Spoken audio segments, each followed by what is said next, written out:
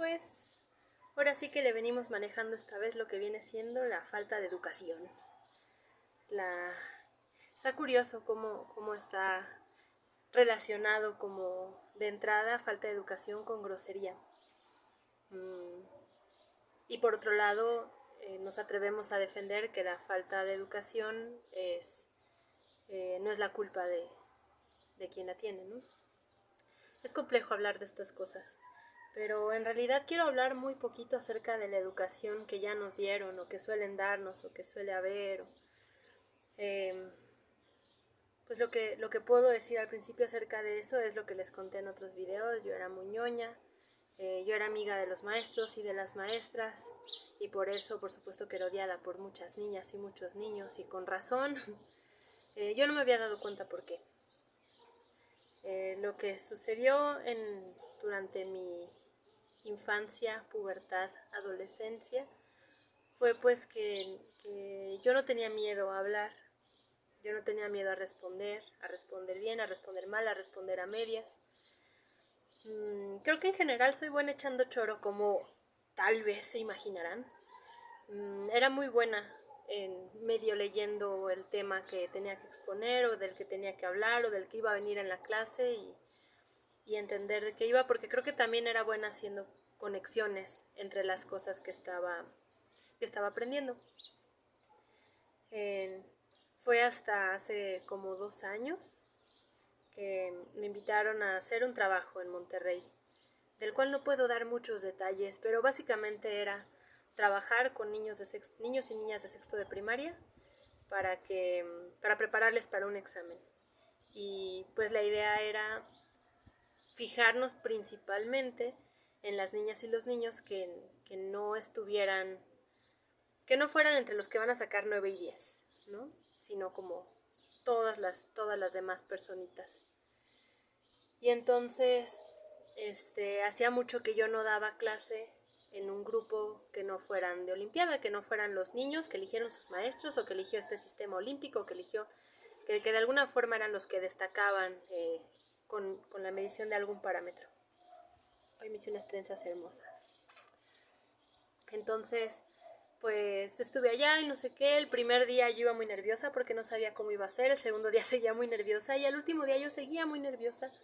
Y regresando tuve una crisis muy fuerte de identidad, del uso de mi voz. Me acuerdo que una amiga me dijo, es que desde que regresaste de Oaxaca no eras la misma. Yo sabía que no era desde Oaxaca, yo sabía que era desde poquito después. Que pues lo que me di cuenta es que para empezar yo empecé a encontrarme otras niñas y otros niños, sobre todo niñas, que respondían muy rápido a lo que yo estaba preguntando, respondían lo que ellas creían que yo esperaba que respondieran, respondían como yo solía hacerlo, ¿no? Las razones que daba para mis respuestas eran como de, pues como dijo la maestra ayer, y pues me empezaron a caer muy mal y yo no entendí por qué. Después entendí pues que mi trabajo era fijarme en las demás personas que no estaban hablando porque ellas estaban hablando y que a mí me parecía muy valioso que se escucharan sus voces porque eran el reflejo de mi voz cuando estaba en la primaria, cuando estaba en la secundaria. Tengo juguito verde. Pero también me di cuenta cómo eso reflejaba el silencio de todas las personas que estaban alrededor y me puso muy triste darme cuenta que en todos los grupos en los que yo estuve son grupos de personas a las que no las dejé hablar, simplemente, ¿no? Que no les dejé responder, no les dejé equivocarse, no les dejé acertar, porque para muchos era muy cómodo simplemente dejar que respondiera la de siempre, porque así no había pierde, porque es común que las maestras y los maestros escuchen a la primera la respuesta más fuerte que hay, que resulta que es casi siempre acertada. Entonces, bueno, todos entendieron y se oyó una voz bien fuerte, sí, solo una. Ok, todo el grupo entendió. Yo me enfrenté a eso como maestra, ¿no? Como maestra auxiliar de matemáticas en primaria. Yo nunca había dado clase en primaria. Entonces fue encontrarme con otro montón de problemáticas, también otras muchas que tenían que ver con el lugar donde estaba dando clase, donde el material que tenía que cubrir, las respuestas de los maestros. Me di cuenta que había maestras que estaban y maestros que estaban completamente entregados a compartir las cosas que querían compartirles a las niñas, pero también había maestros había uno que yo estaba segura que él lo que quería era ser diseñador gráfico porque tenía unos dibujos bien chidos en el pizarrón, pero trataba horrible a las niñas. Así había un niño que tenía Asperger, creo, que decía muchas groserías y se la pasaba molestando y no sé qué, y el maestro lo cuidaba mucho, pero de manera que no lo dejaba avanzar. Había muchos niños, sobre todo niños, eso también me impresionó mucho, que tenían alguna situación especialmente diferente a la de los demás, la de los demás niños, que ya también eran diferentes entre sí.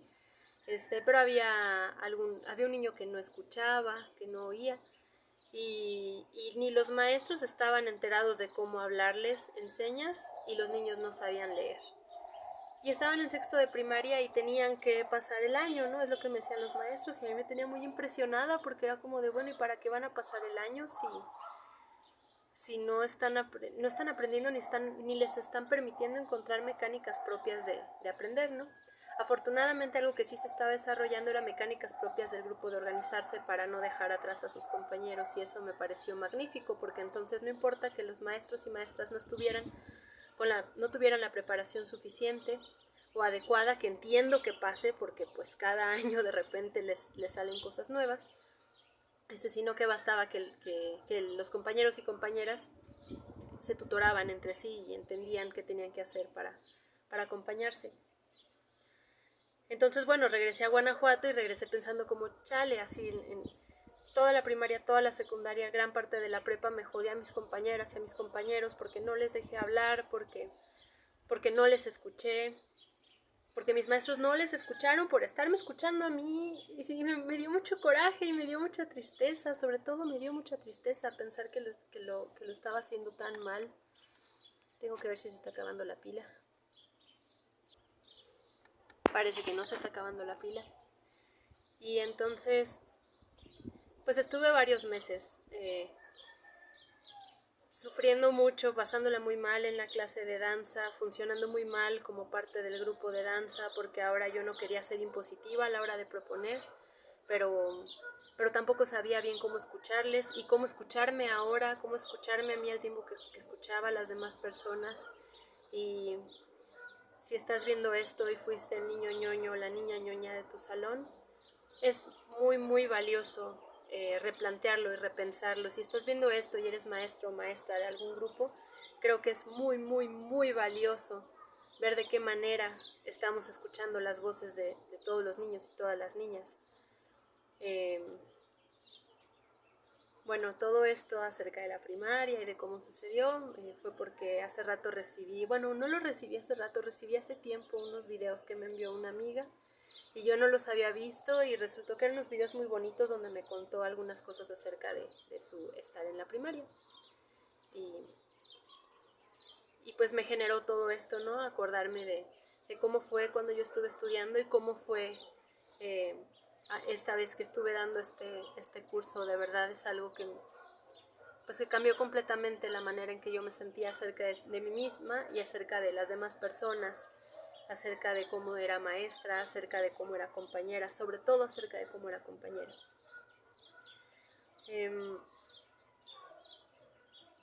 Hubo alguna vez que en un evento, cuyo nombre no voy a decir, hubo una charla acerca de los hackerspaces.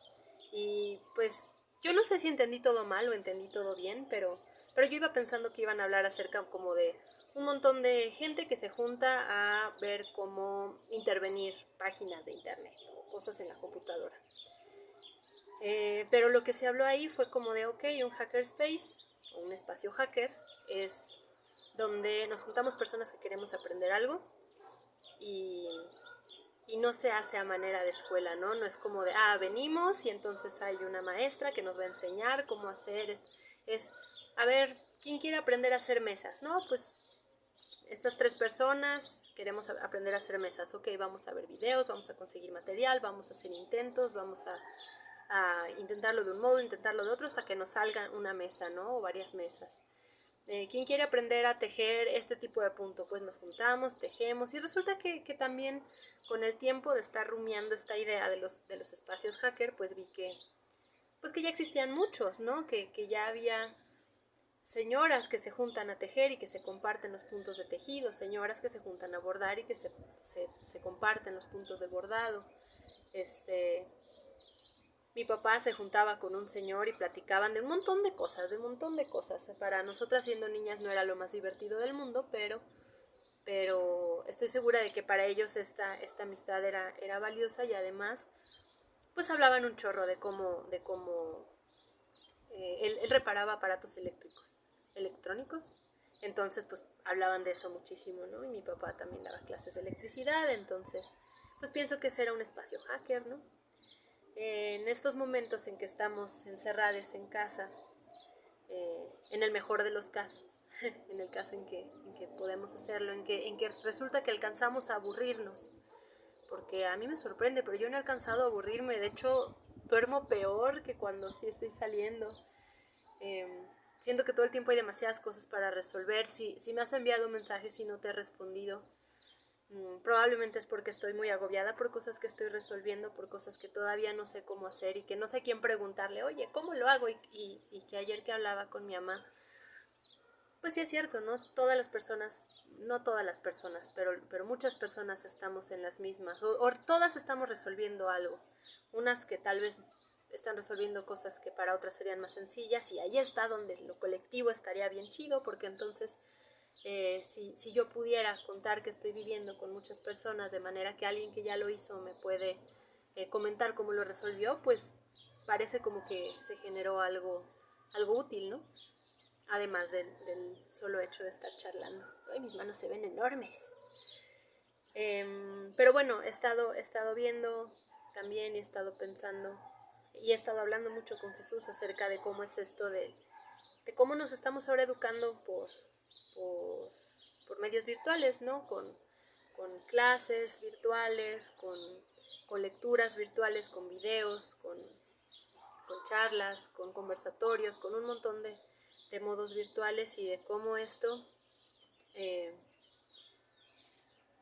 pues desde la comodidad y por supuesto desde la incomodidad nos permite por un lado y nos obliga por otro a buscar mecanismos propios de aprendizaje. Por ahí alguna vez vi una publicación que decía, ay, pues ahora que sus niños van a estar en la casa, pues de una vez deberían aprenderles cosas importantes como barrer, trapear y limpiar la cocina y lavar los platos y no sé qué. Y a mí me pareció que estaba escrito de una manera con ganas de picar, pero, pero es cierto, ¿no? O sea, en otro video les hablaba de cómo viviendo sola aprendí un montón de cosas que parcialmente había aprendido en casa, ¿no? Pero que había aprendido en casa bajo la situación de poder que es mi mamá me dijo que lo hiciera y lo voy a hacer porque ella me dijo. No porque a mí me parezca importante, no porque yo quiera que se sienta de esta manera el piso, no porque es porque mi mamá me dijo que barra atrás de la puerta. Porque para qué tenemos un bote de basura si no es para barrerle abajo, ¿verdad, mami? Pero el caso es que estando ya en mi propia casa vi como de, ah, claro, si no le barro atrás de la puerta, pues es como si no hubiera barrido nada y a la hora de trapear se va a hacer un cochinero. Si no barro abajo del bote de basura, pues va a seguir habiendo cochinero, ¿no? Y también aprendí a, a preferir no hacer algunas cosas, ¿no? Por ejemplo, no estoy segura de algún ejemplo, pero mmm, no estoy segura de algún ejemplo de algo que haya preferido no hacer que soliera hacerse en mi casa, pero seguramente hay muchas cosas que decidí esto no es importante. Por ejemplo, bueno, en mi casa solíamos andar descalzas, pero en otras casas no, en otras casas es muy importante tener zapatos porque si no se enferma, la gente se enferma, las niñas se enferman. Y yo en mi casa nunca uso zapatos. A veces se me olvida cuando recibo visitas que es raro como no estar con zapatos, pero no me gusta estar con zapatos en casa.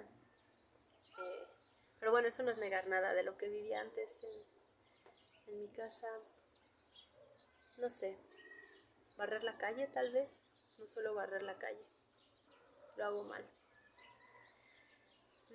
Lo hago mal, pero también me cae gordo porque las personas que pasan hacia el pipila me dejan aquí. El otro día me dejaron una botella de cerveza. Iba empezando la cuarentena, la famosísima cuarentena, lamentada cuarentena, y me dejaron una botella de cerveza tan recién tomada que la botella seguía fría.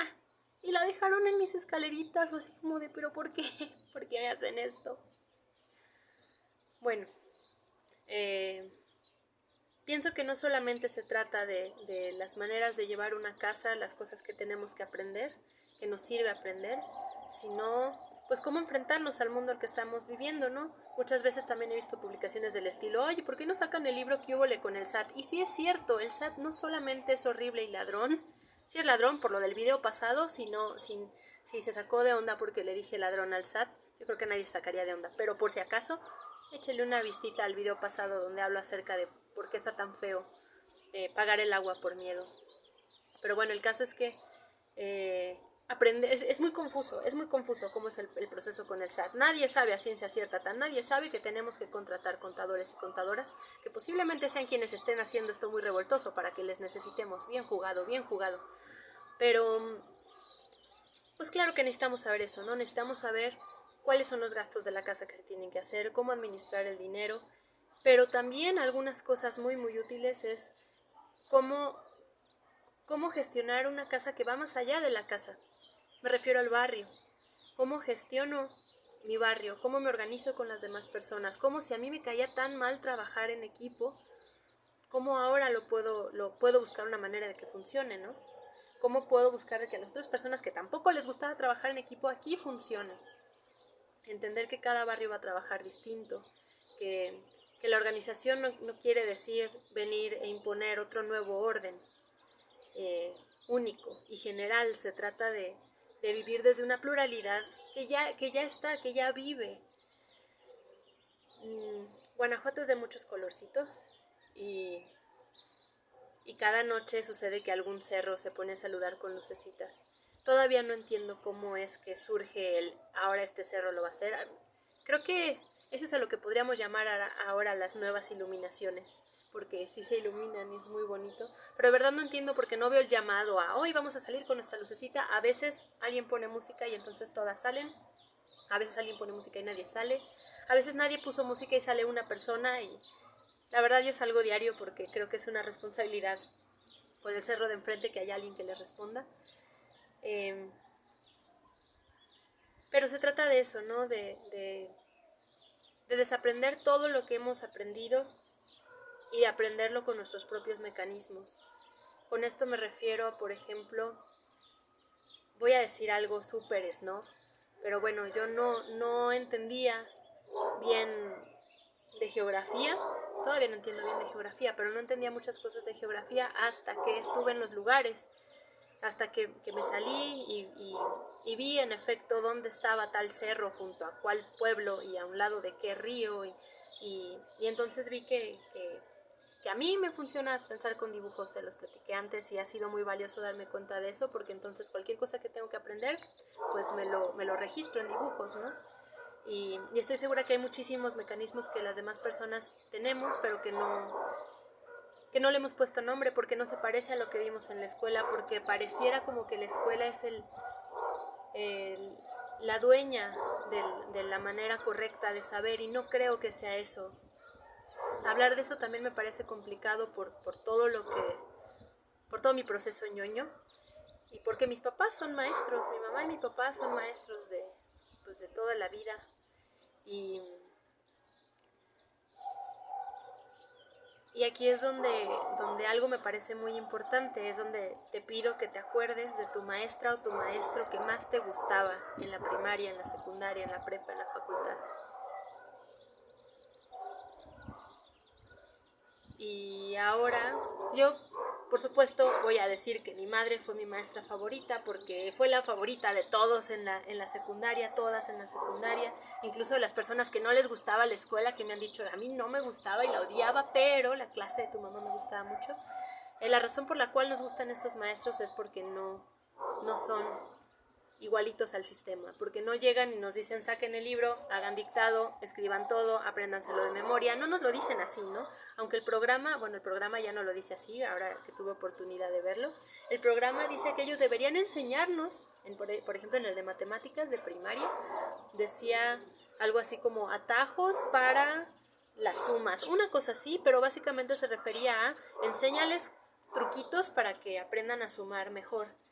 Y entonces me he preguntado, ¿es en serio que va a venir un maestro, una maestra y me va a decir, mira, cuando tienes que sumar 27 y 38, pues lo que haces es que pues a 27 le sumas 30 del 38 y ya te queda 57 y luego le sumas 3 del 8 que te quedaba y ya, o sea, me está contando su método, que le tomó un chorro de tiempo descubrir su propio mecanismo. ¿Por qué va a venir a enseñármelo para que sea mi método? La pedagogía para mí es un misterio. Estoy hablando desde una ignorancia muy grande. Lo único que conozco de método pedagógico es no teórico, es completamente empírico y seguramente siempre está tropezado. Pero me parece que se puede decir obvio, que no va a venir alguien a enseñarte sus propios mecanismos a volverlos los tuyos. No creo que sea sencillo tampoco invitar a que construyas tus propios mecanismos, pero yo creo que es posible. Y eso tiene que ver con la autoeducación, ¿no? Con que no sirve de nada que vengan y nos enseñen los procesos si no estamos produciendo nuestros propios procesos, y eso es un trabajo propio, es un trabajo individual y también colectivo, pero es decir, no es un trabajo de alguien que viene e impone, no es alguien que imparte, es alguien que comparte, en todo caso, porque hippies. Bueno, la razón por la cual me gustaba mucho la clase de mi mamá es porque nos enseñaba cosas útiles, en el sentido de que eran cosas que podíamos vender. Yo sé que, bueno, en este momento no sé si no me voy a morir de hambre. Bueno, sé que no me voy a morir de hambre porque tengo hartas reservas, pero sé que no me voy a morir de hambre porque en un mundo normal, capitalizado, porque pues sé hacer carteras de papel. En la carrera estuve haciendo carteras y fundas de papel porque necesitaba dinero y porque sabía hacerlas y me gustaba y porque se vendían. Muchos alumnos aprendimos eso. Aprendimos cosas útiles, aprendimos cosas vigentes, aprendimos cosas prácticas. En algún momento, por ejemplo, ella se dio cuenta, no manches, a mis alumnos les gusta el graffiti. Les voy a compartir las artes plásticas desde el graffiti, ¿no? Entonces la vi y a todas las tiendas de graffiti que se fue encontrando para ver cómo eran las tapitas de los aerosoles, cómo eran los aerosoles, cómo eran los gises, cómo eran las crayolas para graffiti, cómo eran los marcadores para graffiti, cómo era el ácido con el que hacen, en qué botecitos, cómo era con tinta, como todas las maneras, y se puso a hacer experimentos para hacer sus propias crayolas de graffiti. No me queda claro que haya salido a grafitear, pero no me queda claro que no lo haya hecho, así que nunca lo sabremos. ¿Cómo dije? No me queda claro que no lo haya hecho y no me queda claro que lo haya hecho. Nunca lo sabremos, pero bueno, eso es lo importante, ¿no? Estos maestros y estas maestras nos gustan porque vienen desde afuera, porque vienen a hablarnos cosas desde afuera, porque vienen a hablarnos cosas también desde nuestro adentro, porque nos escuchan, porque nos conocen. Y quiero rescatar eso para pensar en este momento en que tenemos, en que la comodidad nos invita y que la incomodidad nos obliga a reeducarnos, pues hacerlo todo el tiempo, ¿no? Constantemente, hacer cada movimiento de manera consciente para saber por qué lo estamos haciendo. Yo sé que también estoy hablando desde la comodidad de que, por ejemplo, no tengo hijos, no tengo hijas, no tengo idea cómo se cría a un niño, pero sí me queda claro porque he visto con una maravillosa mamá que tengo cerca de mi vida, que vende chocolates y que tiene una compañera menor de 3 años muy inteligente, pues que hay maneras de que las niñas desarrollen maneras propias de hablar y de ver y de escuchar y de decidir qué cosas quieren y qué cosas no quieren y de vivir las consecuencias de eso también. Ani, te amo mucho. Me gusta mucho cómo estás cuidando a bebé. y cómo permites que las demás cuidemos a bebé. Bebé ya no tan bebé. Y pues de eso quería platicarles. Es chocante porque ¿cuántos años estudiamos las personas que estudiamos hasta la licenciatura? Pues estudiamos 3 de kinder, ya van 9 con la primaria, 12 con la secundaria, 15 con la preparatoria. En mi caso fueron como 21 junto con la licenciatura. Son muchos años de estar convencidos de que son las únicas maneras y de que además pobrecitos quienes no puedan estar expuestos a ellas. Y de entrada sí, pobrecitos, pobrecitas, porque los trabajos tienen escolaridad mínima. Cosa que en su momento también me parecía que tenía sentido, pero que ahora me parece monstruoso, porque me parece violento, me parece muy violento que sea un privilegio estudiar y que por eso sea un privilegio trabajar. Y que además haya chistes del estilo, bueno, no chistes, o sea, con moraleja. Decir, estudia para que no termines haciendo tal cosa, estudia para que no termines cocinando. Pues les digo, yo estudié como 7 años de licenciatura porque me tardé un chorro en la tesis y estoy cocinando y haciendo videos y bailando. Y qué bueno que lo estoy haciendo. Y no sé si hubiera querido empezar a hacerlo antes, tal vez sí. Soy muy feliz de haber estudiado la licenciatura que estudié, soy muy feliz de haber estudiado la prepa, soy muy feliz de haber no tenido que trabajar todo ese tiempo. Soy muy feliz de tener la posibilidad de que en el momento que quiera, si el mundo mejora porque en los espacios científicos hay acoso y todavía no me decido a entrar a la maestría, entre otras cosas por eso, puedo entrar a una maestría si quiero, ¿no? Y es una maestría que me va a pagar. Es una maestría que me va a pagar mucho porque me lo merezco, dicen. Y después puedo entrar a un doctorado donde me van a pagar más porque me lo merezco. Para después conseguir un trabajo donde me paguen mucho porque me chingué muchos años estudiando. Pagadísima. No lo entiendo. Amigas y amigos que estén en maestría, que estén en doctorado, probablemente sus opiniones me servirían para completar un poco más este panorama que tengo al respecto de la necesidad del estudio especializado, de la cantidad de dinero que se destina para eso, de la cantidad de dinero que se desdestina de todo lo demás para eso. Por supuesto que yo no quisiera pues sí, que las personas que estudian ganen menos, ¿no? Primero tendrían que caer los funcionarios y las funcionarias que ganan hartos miles, hartos millones. Pero sí me lo pregunto mucho, ¿no? ¿Qué sentido tiene decir si te mereces este sueldo grandotote porque estudiaste muchos años? Si en estos tiempos estudiar muchos años no siempre revela más que un privilegio muy grande desde el que fuimos creciendo. Y bueno, en esto de encontrar mecánicas propias de estudio, creo que es algo que si les platico desde cómo yo lo he vivido, pues les puedo contar que durante la Olimpiada de Matemáticas encontré procesos mentales que me funcionaban, los que tienen que ver con que pienso con dibujos, con que aplanar a casos más sencillos, como podrán ver en este video, me gusta aplanar a casos más sencillos para poder explorar qué estoy haciendo, usar colores, esas son las cosas que a mí me sirven, ¿no? Eso es lo que he encontrado, y si cualquier problema lo puedo dibujar, lo voy a entender mucho más fácil. Si cualquier problema lo puedo esbozar, lo puedo imaginar, lo puedo,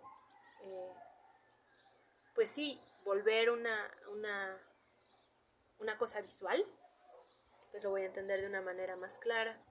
En términos de danza, pues por ejemplo me di cuenta que si pongo las cosas en palabras me empiezo a entrambulicar muchísimo.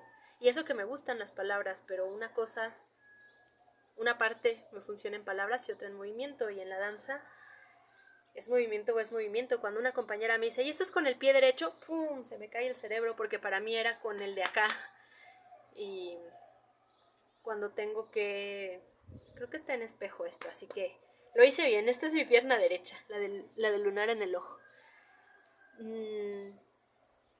Sí, sí, y si tengo que explicar, por ejemplo, cómo doy una maroma, pues tengo que hacerla para poder traducirlo a palabras y entonces compartirlo, si no, lo más seguro es que no me salga. He descubierto también que me sirve la dicotomía de la simetría o no simetría del cuerpo, es decir, aquí viene un súper secreto. ¿Han visto este movimiento que te dicen, haz este brazo para adelante y haz este brazo para atrás y que suena horrible? Pues resulta que pienso que hay dos formas de moverlos, hay más pues, pero vamos a pensar que muevo los brazos para el mismo lado, o sea, los dos para adentro o los dos para la izquierda, ¿no? O sea, voy a mover este brazo de una manera y el otro solamente puede hacerlo en espejo o puede hacerlo en paralelo. Y lo mismo pasa, ¿no? Si te das cuenta que entonces no estás moviendo uno para adelante y uno para atrás, bueno, si me doy cuenta que no estoy moviendo uno para adelante y uno para atrás, sino que estoy moviendo los dos hacia el mismo lado, pues entonces sí me sale. Darme cuenta de esas cosas ha sido útil, pero sé que es personal, sé que no a todas las personas les va a funcionar, por eso me parece ridículo la generalización y por eso me parece un misterio la pedagogía. Los textos que he leído de pedagogía, de la matemática, me han explicado que no estoy tan perdida, ¿no? Que en efecto sí es un problema abierto. ¿Qué vamos a hacer cuando resulta que todos decidimos que estos van a ser los números y hay comunidades de personas donde esos no son los números, ¿no? O donde, ok, podemos aprenderlos, esos van a ser los números de la escuela, pero los números de la casa son otros, los números con los que opero en la casa son otros. Entonces, entiendo que es un problema en el que no estoy tan perdida, que no estoy diciendo nada nuevo.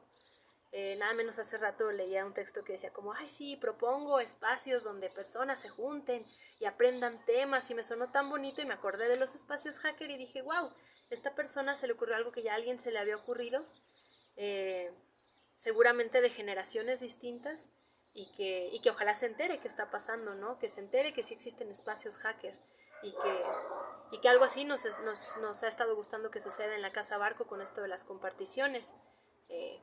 Para más información ir al video de la magia y la Casa Barco, pero igual les puedo contar que las comparticiones son, pues eso, viene algún experto en un tema y nos lo comparte, sin impartirlo, sí compartirlo.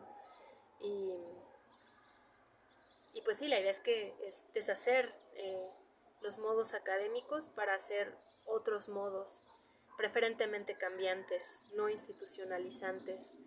Y suena muy bonito.